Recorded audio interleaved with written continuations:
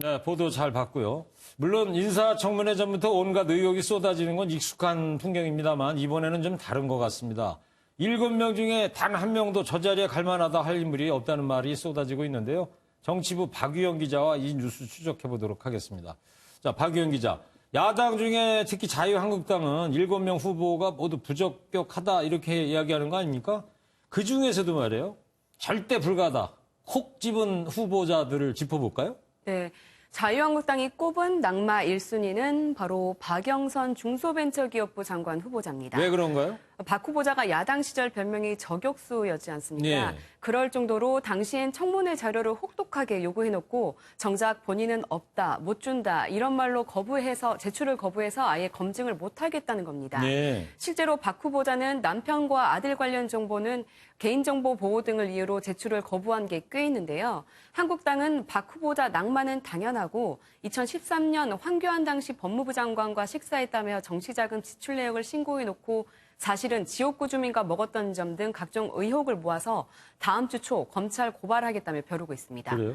그럼 한국당에서 두 번째 낙마 후보로 꼽은 후보는 어떤 인물입니까? 네, 한국당발 낙마 2순위는 막말 논란에 휩싸인 김현철 통일부 장관 후보자입니다. 네. 천안함 폭침은 우발적 사건이다. 박광자 씨 피격 사건은 통과 의뢰였다라고 하는 등 아무리 학자 소신이었다고 해도 이념 편향적이다. 대북 간에 문제가 있다는 게 한국당 판단입니다. 네. 물론 다른 5명의 후보자도 지금껏 나온 의혹만으로도 통과시킬 수 없다는 입장입니다. 그래요. 그리고 앞서 말씀드렸습니다만 정의당의 데스노트 이 말이 있는데 정의당이 이 사람은 안 된다고 하면은 여지없이 장관 임명이 안 되는 건데 다른 야당들은 어때요? 네, 이번에 정의당이 꼽은 문제를 삼은 인물은 최종호 국토부 장관 후보자입니다. 네. 최 후보자는 서울 잠실 아파트와 경기 분당 아파트, 세종시 펜트하우스로 20억 원 넘는 시세 차익을 올렸다는 의혹이 지금 나왔죠. 예. 집값을 잡아야 할 국토부 장관 후보자가 정작 본인은 오른 집값으로 주머니를 채우는 걸 과연 국민이 납득하겠냐 하는 겁니다. 예. 바른미래당은 김현철, 박영선 후보자와 조동호 과기정통부 장관 후보자를, 민주평화당도 조동호 후보자를 꼽고 있습니다. 그렇군요.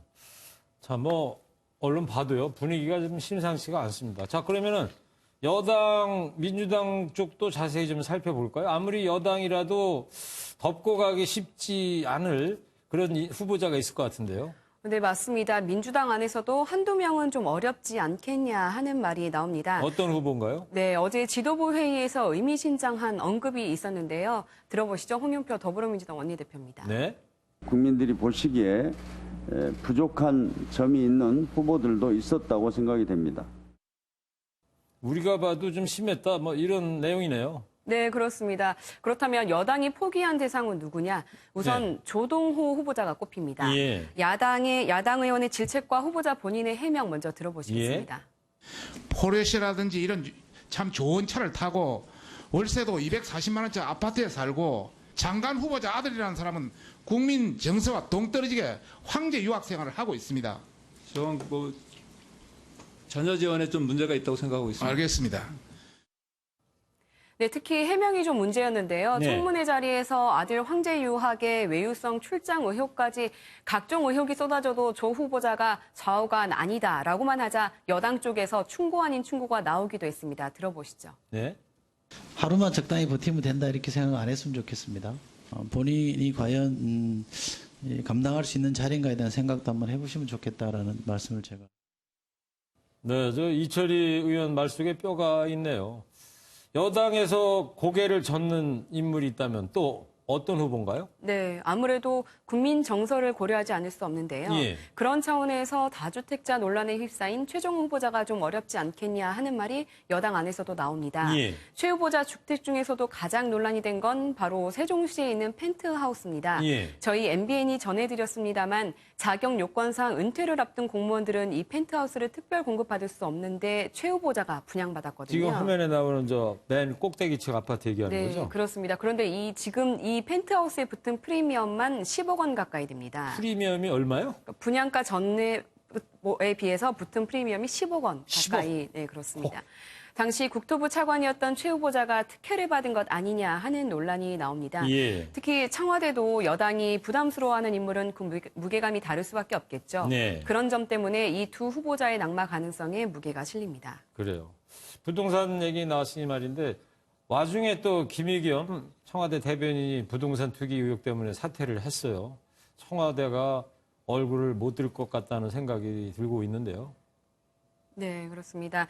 이틀 전에 재산이 공개되고 나서 하루 만이었죠. 바로 네. 어제 김의겸 청와대 대변인이 사의를 표명했는데 매입한 건물의 위치와 사게 된 경위, 시점 모든 게 논란이 됐습니다.